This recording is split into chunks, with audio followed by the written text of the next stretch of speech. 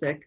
All right. Vijay, if we could have your take on the poll, and I know you're also eager to share with us some of your ideas about stakeholder capitalism and what that means for investing in a better future and reset.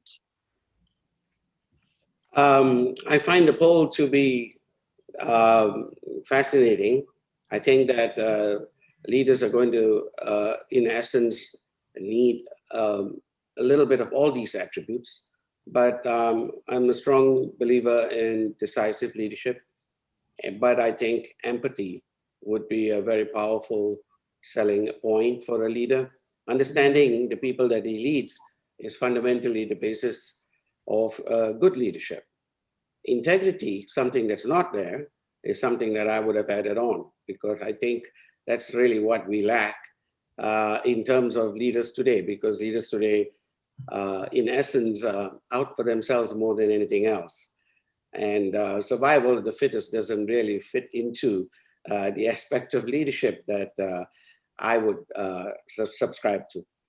So having said that, the issue would be, the worst combination there would be, in essence, to be decisive and at the same time persuasive. Then you're heading into the region of some of the worst dictatorships that we have had, going all the way back to Hitler himself. So I would think that the leaders of today, particularly leaders that are going to be coming into this new norm, so to speak, have to understand and relate to the people that they're leading with. And being decisive is something that's critically important, because they're not going to make right decisions. Right decisions actually is something that you work your way towards. The first decision you make may not be right, and usually is not right. So the point is to keep working until eventually you get the decision right. But honest leadership requires you to admit and deal with the mistakes that you're going to make. And I think you would get a lot more out of the people that you're leading if you are pretty much honest in the fact that you can make mistakes. I would rather have a leader that recognizes that than one who thinks he's infallible. So much for leadership. Moving into stakeholder capitalism. I was a product of an era where Milton Friedman, in essence, built this whole concept of shareholder capitalism. And shareholder capitalism resulted in Wall Street going, in a sense, berserk. And the last few decades are an example of where capitalism has taken on, in essence, a new form. I would imagine that picking the carcass of companies and tearing them apart just in order to make profits over the years has become a lifestyle. And I imagine at some point they're going to have to, if we continue with shareholder capitalism, then that bull that's up there in Wall Street needs to become a vulture.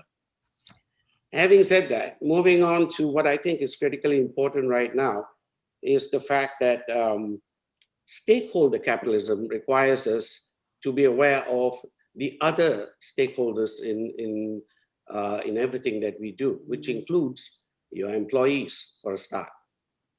And that's a very important start, because it's people that are going to make the difference moving ahead. We need to basically upskill them and upscale them. We have to prepare them for the new norm moving ahead.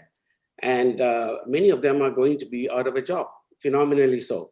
And we're going to have to recognize that the most important element is to retool, and upskill and upscale moving ahead, because that's really the norm that we are heading into. And faster we get things done, the faster we are able to adjust to the new norm. In terms of the company, QI, we are an e-commerce based platform, and we are scattered across 4 continents, and we have close to 15 million people in the database. So we need to be in constant engagement. So the empathetic part of leadership is very critical.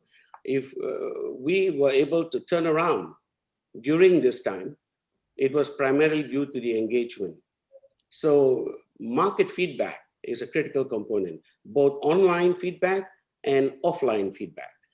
And because we have a composition of where direct sales and e-commerce is the platforms that we use to basically do business across the world.